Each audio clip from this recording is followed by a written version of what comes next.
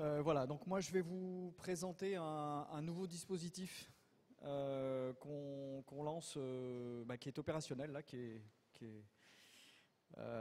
depuis ce matin et qui est en ligne pour accompagner les entreprises dans la rénovation de leurs bâtiments, la mise en œuvre d'actions de réduction des consommations en les aidant sur les études et les frais d'ingénierie. Donc c'est un dispositif qui s'appelle Booster Entreprise Éco Énergie Tertiaire, alors qui va intéresser directement les entreprises privées qui gèrent, occupent des bâtiments à usage tertiaire.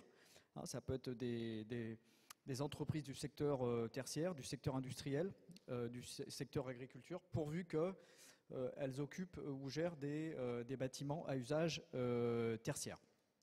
Vous avez encore de la place devant. C'est une expérimentation.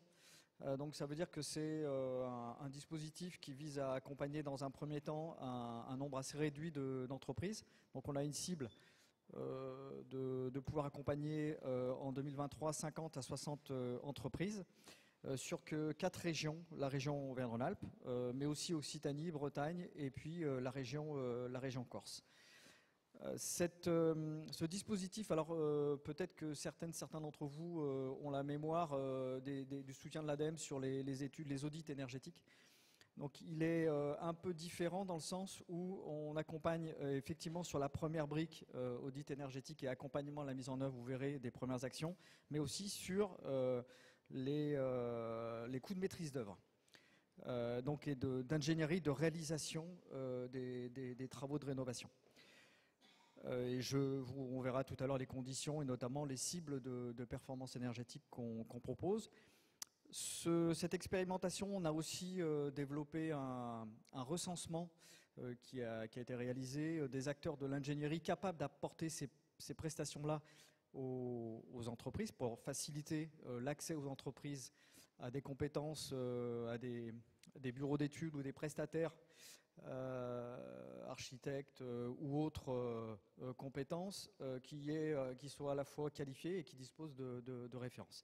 Et en même temps, on va aussi démarrer un travail d'animation régionale pour pouvoir capitaliser des outils, des méthodes, mais aussi du retour d'expérience. L'offre Booster, elle se décompose en trois phases, avec les deux premières phases qui sont liées, avec une phase qui ressemble un petit peu à de l'audit, qui est adaptée au bâtiment tertiaire. On verra quelques détails assez courtes sur 6 mois. Dont l'objectif est d'analyser l'état existant, d'avoir un petit peu de mesures et de pouvoir proposer des actions qui sont de différentes natures, des actions qui permettent de réaliser des gains rapidement, sans ou avec très peu d'investissement. Une deuxième phase d'accompagnement, c'est-à-dire que le prestataire accompagne l'entreprise pour mettre en œuvre ses premières actions.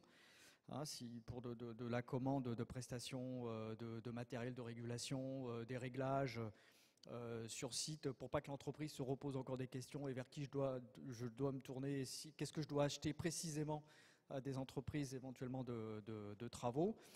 Ceci donc dans un caractère opérationnel recherché. Contrairement à l'audit énergétique, les aides à la décision, on faisait des études, on ne savait pas très bien ce qui débouchait derrière. Et puis une phase 3, conditionnelle aux deux précédentes, qui est nouvelle. Et là, si l'entreprise est partante pour mettre en œuvre un des scénarios du dispositif éco-énergie tertiaire, que l'entreprise soit soumise ou pas au dispositif éco-énergie tertiaire, on lui finance une partie de ses coûts d'ingénierie de maîtrise d'œuvre. Donc pour une opération de rénovation classique, rénovation énergétique. Et si l'entreprise est intéressée pour mettre en place un contrat de performance énergétique, c'est-à-dire un contrat global études, travaux et exploitation, là, on peut également l'aider en finançant une assistance à maîtrise d'ouvrage qui va l'aider à mettre en place ce type de contrat sur sa rénovation. Donc là, j'ai des slides qui détaillent le contenu de de ces phases-là. Peut-être juste signaler pour la phase 1 par rapport à ce que je vous ai dit, l'intégration systématique d'une instrumentation alors non intrusive. Donc c'est-à-dire qu'on ne va pas couper des tuyaux pour mettre des compteurs de chaleur. Donc on va plutôt faire des mesures de température, de débit, voilà, pour qualifier un petit peu avec des pinces ampérométriques pour mesurer les consommations d'électricité sur le tableau général ou sur certains départs, donc pour arriver à mieux cerner l'ensemble des usages et notamment les usages spécifiques de l'électricité qui pour le secteur tertiaire peut représenter une part importante.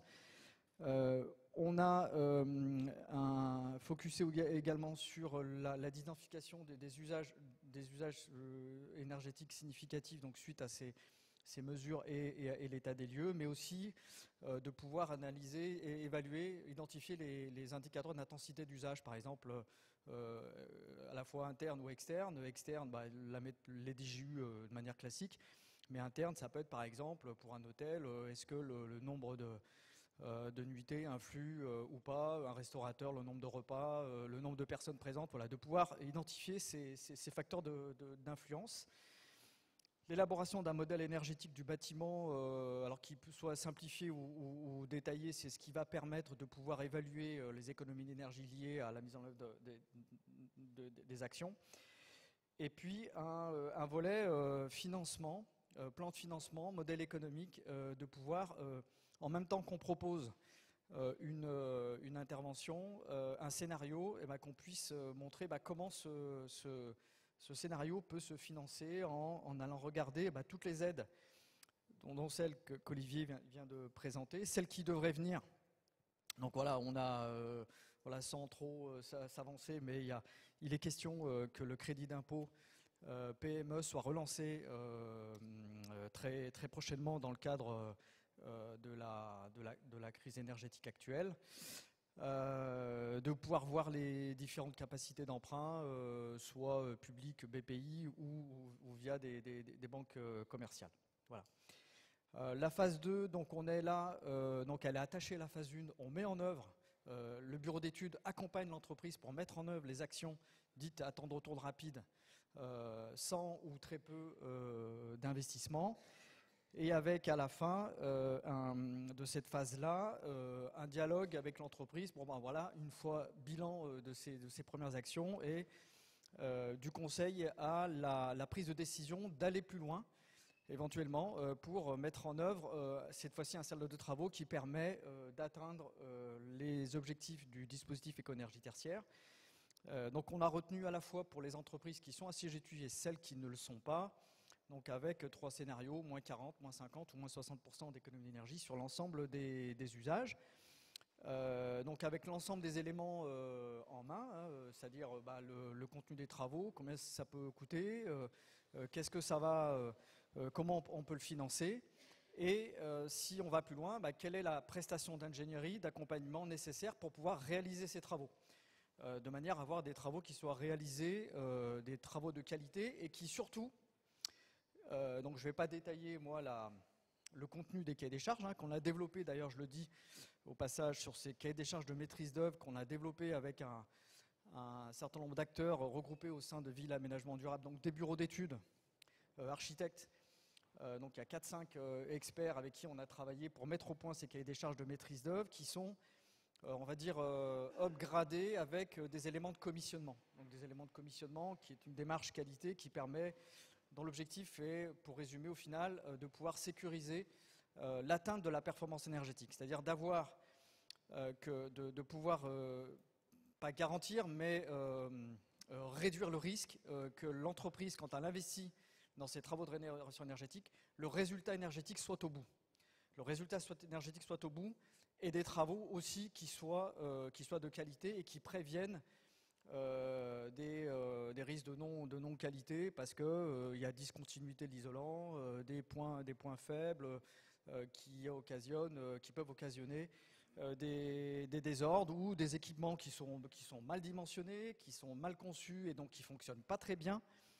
Et c'est vrai que sur un secteur, alors c'est vrai pour les collectivités, on le voit, mais c'est aussi vrai pour les entreprises dont c'est pas le métier et qui peuvent avoir tendance à recourir à des entreprises de travaux directement sans faire appel à des prestataires de l'ingénierie. Donc ça, c'est un petit peu l'objectif de cette phase 3. Je vous disais aussi qu'on a réalisé un recensement des prestataires pour pouvoir faciliter le recours à ces prestataires par des entreprises. Donc ça, c'est un AMI qu'on a lancé cet été, qui s'est clos le 26 septembre dernier, et on a pu retenir 30 prestataires qui disposaient à la fois des compétences et des qualifications sur les 3 phases qu'on a évoquées. Pour Auvergne-Rhône-Alpes, il y en a 19, donc une petite vingtaine. Donc voilà, il y a de quoi faire. Cette liste-là, on peut la mettre à disposition des entreprises, c'est le but. Hein. Mais ce n'est pas non plus une condition d'éligibilité. C'est-à-dire que si l'entreprise souhaite s'appuyer sur un autre prestataire, pourvu que ce prestataire-là montre des critères de qualification et de référence qui sont identiques, on pourra financer ces prestations-là pour l'entreprise. Mais c'est vrai que pour des entreprises, alors je ne sais pas combien il y en a depuis que la salle s'est remplie. Tout à l'heure, il y avait une entreprise, mais je ne sais pas voilà, si vous pouvez lever la main. Voilà, donc il y en a un peu plus. Voilà, dont ce n'est pas le métier de pouvoir connaître les bons prestataires qui sont qualifiés en même temps, qui disposent des références suffisantes pour pouvoir réaliser ce type de travaux. Et ben, ça peut être pratique. Là, c'est une diapo un peu qui va résumer les aides de l'ADEME sur les différentes phases avec les cibles. Parce que je suis là un peu vite, je n'ai pas vraiment détaillé, j'ai parlé de cibles, ça s'adresse à celles qui sont assujetties au décret tertiaire et celles qui ne le sont pas, petites, moyennes entreprises, PME, et on peut aller jusqu'aux ETI. Alors, d'abord, donc, à gauche, vous avez donc les entreprises des TPE-PME qui sont non assujetties. Ça veut dire que là, ces entreprises-là sont éligibles à ce dispositif, mais pas les ETI. Donc on s'arrête aux PME. Celles-ci, on va pouvoir les aider de la phase 1 à la phase 2, sur des niveaux d'aide qui vont être pour les TPE, donc jusqu'à plus de 9 salariés, 70% des coûts de ces prestations-là, et pour les PME, jusqu'à 60% des coûts de ces prestations. Ensuite, si on a mis en œuvre la phase 2 correctement, c'est-à-dire qu'on a vraiment exploité, alors on a défini un seuil 50% du gisement d'économie d'énergie, et que l'entreprise se dise, bon, voilà, moi je veux aller plus loin, et je veux anticiper la réglementation, je veux réduire de manière assez forte mes consommations énergétiques, prévenir des futures crises énergétiques, et que le scénario décret tertiaire, moins 40%, ou moins 50%, moins 60% est à ma portée, sur une durée de 3 ans, c'est-à-dire qu'on ne veut pas non plus que ça s'éternise et on ne pourra pas accompagner une entreprise sur 10 ans, et ben là, on pourra l'aider sur la phase 3, c'est-à-dire la prise en charge de la prestation de maîtrise d'œuvre. Sur un objectif minimum pour TPE-PME, donc en bas, 2030, c'est-à-dire moins 40%. Ça n'empêche pas d'aller évidemment plus loin. Hein. À droite, on peut avoir aussi des entreprises qui sont assujetties au décret tertiaire, au dispositif économique tertiaire qu'a évoqué tout à l'heure mon collègue Jérôme de l'Adréal. Mais pour ces entreprises-là, déjà, on va jusqu'aux ETI, donc les entreprises jusqu'à 5 000 salariés. Et par contre, on ne va pas les aider à partir sur l'audit ou l'accompagnement. Voilà. Par contre, on va l'aider directement sur la phase 3, c'est-à-dire la maîtrise d'œuvre, sur l'ingénierie de réalisation. Donc ça suppose qu'elles aient soit réalisé un audit par ailleurs, donc il y a des dispositifs, donc on s'est articulé avec la BPI, il y a une offre qui s'appelle Diag Perfimo, qui est proposée par la BPI, peut-être qu'ils l'évoqueront, alors ils sont à la table ronde de tout à l'heure, donc c'est pas impossible qu'ils puissent l'évoquer. Et donc comme pour les TPE-PME, si ces entreprises visent à minima un objectif 2030, on pourra l'aider. Et puis les ETI, on a mis la barre un peu plus haute, à l'objectif 2040, c'est-à-dire moins 50% d'économie d'énergie. Et là, on va pouvoir les aider de la même manière pour les TPE, PME qui sont non assujettis, c'est-à-dire entre 60 et 70% des coûts de ces missions d'ingénierie. Et pour les ETI, un pourcentage un peu plus faible, 50%, le système d'aide de l'ADEME étant, lui, adapté pour aider davantage les entreprises de plus petite taille. Voilà.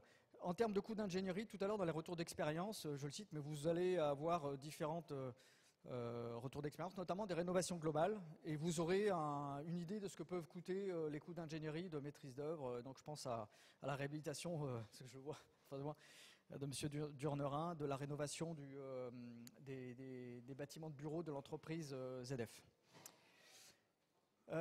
Voilà, simplement vous dire voilà, que pour pouvoir accéder à ce dispositif-là qui est en ligne, alors comme c'est en ligne aujourd'hui, donc je n'ai pas eu le temps de mettre le lien, mais les supports, cette slide-là sera mise à jour. Et tout se passe sur une plateforme qui s'appelle Agir. Agir pour la transition énergétique, qui est une plateforme de l'ADEME où tout est dématérialisé, tous les dossiers de demande d'aide peuvent se demander ici. Et vous avez, voilà, pour les 4 régions, les référents. Donc moi, je serai le référent, le coordinateur avec mon collègue du service bâtiment de l'ADEME du dispositif, et en même temps, le référent pour la région Auvergne-Rhône-Alpes. Voilà, j'en ai terminé pour cette présentation.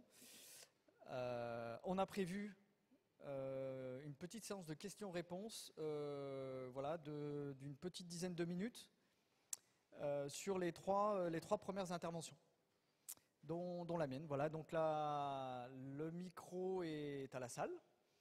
Voilà, donc je vois déjà une main se lever. Oui, bonjour. Merci pour ces excellents exposés. J'ai une question qui revient dans certaines entreprises quand elles sont locataires des locaux. Dans ce cas-là, comment elles peuvent agir pour faire cette rénovation qui s'adresse donc aux PME, mais le locataire peut être une structure complètement différente? Alors, peut-être une réponse en 2 temps, si tu veux commencer parce qu'il y a un lien avec le dispositif éco-énergie tertiaire où les 2 parties prenantes sont...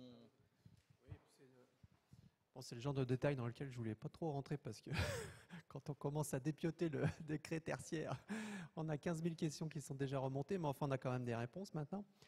Donc en fait, oui, le locataire il peut agir, mais ça dépend de son contrat de location avec son bailleur aussi. Donc en fait, la réponse, elle est à rechercher dans la relation avec le bailleur. Enfin, nous, dans les locaux de l'Adréal, d'ailleurs, on est locataire, hein, donc on a géré ça avec notre propriétaire et on a convenu des actions des uns et des autres. Hein. Donc l'un agit sur le bâti, l'autre agit sur les activités. Ça dépend ce qu'on maîtrise en tant que bailleur sur les systèmes de ventilation, sur les systèmes de chauffage, etc. Donc à chacun son niveau d'action là où il peut agir. Et donc c'est bien dans la relation, voilà, dans la relation du contrat qui vous lie avec le propriétaire. Une autre question? Ah, devant, madame. Si vous pouvez vous présenter. Oui, bonjour, je suis Stéphanie Mousset, j'interviens à la CPME. Et j'ai une question à propos du dispositif que vous venez de présenter, Booster. Vous avez dit qu'il y avait un objectif, je crois, d'un minimum d'entreprises à aider dans ce dispositif. Ma question, c'était est-ce qu'il y a aussi un maximum et quelles sont les dates de clôture des demandes? C'est très pratique. Alors, le nombre cible 50 à 60 entreprises, c'est en fait un maximum par rapport à nos moyens pour 2023. Et donc ces entreprises-là pourront postuler pendant toute l'année 2023 jusqu'à, on va dire, pas jusqu'à, on va dire, le courant du mois d'octobre 2023 pour que ensuite le dossier puisse être instruit et être imputé sur nos moyens en 2023. Donc ce qui va laisser voilà, une plage assez large de dépôt de dossiers qui se font au fil de l'eau. Voilà, et on les retiendra au fil de l'eau jusqu'à l'épuisement du nombre. Et donc derrière, en fait, les moyens financiers dont on dispose pour cette expérimentation. Une autre question? Ah, voilà, derrière, madame. Si vous pouvez également vous présenter, merci. Bonjour, je m'appelle Sarah, je travaille pour Avantage Énergie. Donc nous, on accompagne les entreprises dans leur mise en conformité avec le décret tertiaire et des solutions de GTB. Et j'avais une question, à un moment donné, vous parlez d'actions de sobriété qui se font sans investissement. Est-ce que vous pouvez donner des exemples de ces actions? Oui, oui. Alors, c'est des exemples typiquement qu'on peut, voilà, qu'on verra dans les premières présentations, d'ailleurs de manière plus concrète avec l'IFPEB. Et puis je pense aussi à Green Yellow. Ça va être des réglages, par exemple, de débit sur des installations de ventilation, des réglages des températures de consigne de chauffage. Il y a des régulateurs qui sont peut-être pas optimisés, qui sont à modifier. Et voilà. Ça peut être des investissements jusqu'à du relamping, de l'éclairage. De l'éclairage. Ça peut être la mise en place d'une GTB. Tout ce qui va permettre de pouvoir financer ces actions-là, de rentabiliser ces actions en moins de 2 ans. Donc c'est plutôt des actions, on va dire, qui sont vraiment à la portée des entreprises et qui peuvent se réaliser très vite, moyennant cet accompagnement un peu pointu du bureau d'études pour aider l'entreprise à mettre en œuvre ces actions-là et à acheter les quelques instruments ou outils de régulation nécessaires, ou si c'est une GTB, donc c'est un peu plus lourd, mais il faut un cahier des charges à minima qui décrive précisément ce qu'on attend de ce type d'outils pour pouvoir ensuite l'acheter, la mettre en œuvre et qu'elle réponde aux besoins de l'entreprise et qu'on n'ait pas un outil finalement qui soit exploité à 5 ou 10% de ses possibilités. Voilà. Donc il faut vraiment avoir ce maillon-là, ingénierie, pour aider à prescrire et à installer et à faire et à mettre en œuvre ces actions. Merci. Voilà. On peut encore prendre quelques questions. Hein. Devant. Pardon, merci.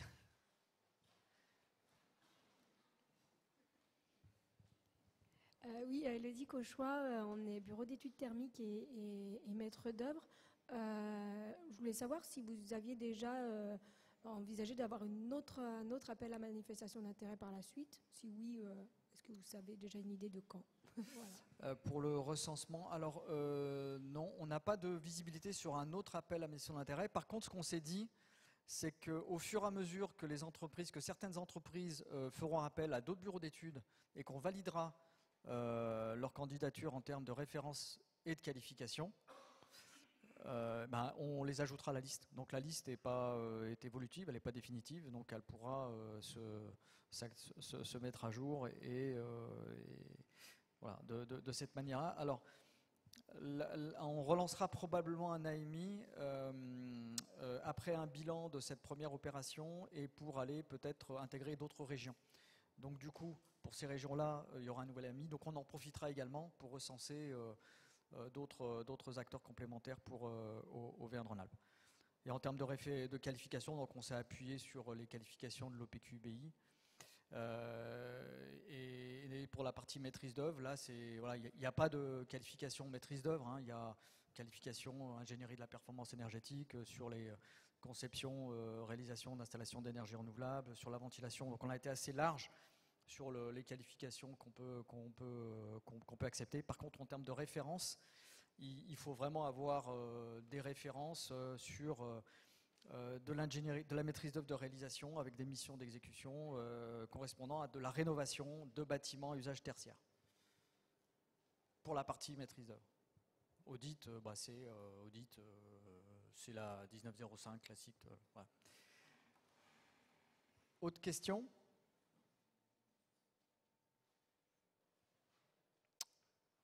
Bon, il reste 4 minutes, hein, on a un petit peu de temps encore. Non, on peut passer, du coup, on a un petit peu d'avance, autant prendre cette avance-là. Et donc, je vais appeler Christophe Rodriguez, je ne me trompe pas dans l'ordre. Oui, voilà.